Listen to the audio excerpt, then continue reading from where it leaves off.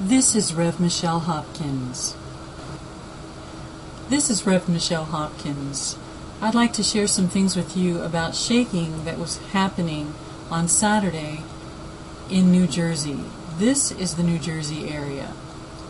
If you notice right now on the reflectivity map, we see some moisture going on there. At least that's what it looks like we're seeing in that area. But I want to direct your attention to this area. This is the southern portion of Maine. In this area we see this globule with frequency strands going through it. This is infrasound, detected on the reflectivity map on the National Weather Service. This is infrasound. Now, if you understand what infrasound is and the effects that it has on the human body and on terra firma, you will understand what I'm about to say. In this area, tonight, I would imagine, and also in this area and this area over here, I would imagine they are experiencing, even in New York in some places, strange noises, sonic booms, shaking of the shallow ground right now in these areas. Maine, New Hampshire, Vermont, Massachusetts, Rhode Island, New York, Connecticut. All of them feeling possibly some shaking in these areas that have the blue squiggly lines in them that are indication of infrasound. There's some other things going on this map today that I'd like to share with you. I want to draw your attention to all the spiking going on. There is spiking, TTA spiking going on all over the United States. In Tennessee, Alabama, Georgia, all over the place. Spiking. I've enlarged the view so it's a little bit easier to see this in the Washington area and in other areas as well. When they spike this, you can see all the spikes, okay? There's a fan of spikes, in some places a circle of spikes, HTA spikes, and what they're doing is heating the area after they've gathered moisture into the chemtrail, and they're using these spikes to bring it up to a higher strata and then blow it away, and what's left is this chemdross. These little strings of chemdross, they're clouds that are left over, the real dark, ugly, grayish, brownish, grayish, nasty looking chemdross.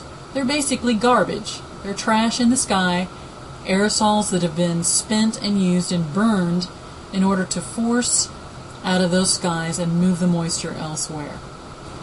And as you can see here, with these spikes, the sonic TTA, extremely high frequency spikes, they're driving what they have caused by superheating and raising the moisture up in the higher stratosphere. They are driving it further on, and you can see what's left over is that nasty, dirty chemdross. I'm going to show you examples of what happens in the sky when infrasound is used to superheat clouds and dross is left over after the moisture has been gathered and pushed out of the way. If you'll see this picture, this is a sunset in my town where I live, and there's superheating going on in the upper stratosphere, and here are some clouds that are left. They're dirty, they're nasty, they're low-flying, they're chemdross. That's what I mean when I'm talking about chemdross. It's what's left over after superheating and moisture rising and stolen out of the clouds. Here is an example of the process as it happens, a wonderful example. You can see the chemdross underneath that's already had some of the moisture taken out of it, and they're actually in the process of superheating this cloud. You can see it happening. I stood there and watched it happen as they did it. There is a column of billowing of moisture and cloud, and the vapors rise up, and what is left over underneath, as you can see, is that dirty, nasty chemdross. This video is an example of chemdross gone awry. The metals in this mixture a little too heavy, and rather than having the chemdross only on the bottom, as you can see here, there's also a great deal of heavy-duty chemdross on the top. So steaming the steam out of this cloud was extremely difficult, and it actually was a chem fail. This process was a fail because there was too much chemdross. It went to the top rather than going to the bottom. There was a lot of speculation as to whether this was UFO or not, but simply put, it was TTA superheating a cloud, and as you can see, the chemdross, which is already burnt, is on the top. These are other examples of this process. As you can see, as you understand the process, it becomes more and more obvious to you. The superheating on the top and the dross on the bottom. These are all examples of TTA superheated clouds. Here are some examples of infrasound being detected in the cloud disbursements of chemtrail. This is a chemtrail.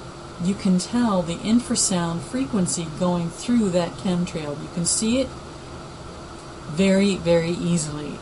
It's very detectable. There are 3 chemtrails seen here. The dispersal patterns are obvious, and you can tell in those chemtrails is infrasound. And here again, infrasound over the mountains. You can tell it's chemtrail because the colors are so vibrant because of the silicon fibers, the barium, and other metals in the chemtrail. Now, infrasound can cause many problems in the human body, in animals, and in terra firma. Terra firma is what we're talking about mostly today, because I believe we're going to be hearing rumblings and shakings in the earth where I showed you that infrasound is attacking in America.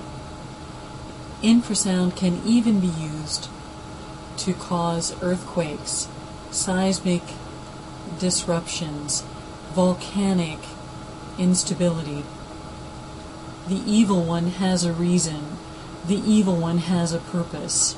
Therefore, with minds that are alert and fully sober, set your hope on the grace to be brought to you when Jesus Christ is revealed at his coming, as 1 Peter 1:13 tells us. In Christ alone will I glory, though I could pride myself in battles won. For I've been blessed beyond measure, and by his strength alone I overcome. Oh, I could stop and count successes like diamonds in my hand, but those trophies could not equal to the grace. This is revmichellehopkins. By which Thank you for watching, and God bless you.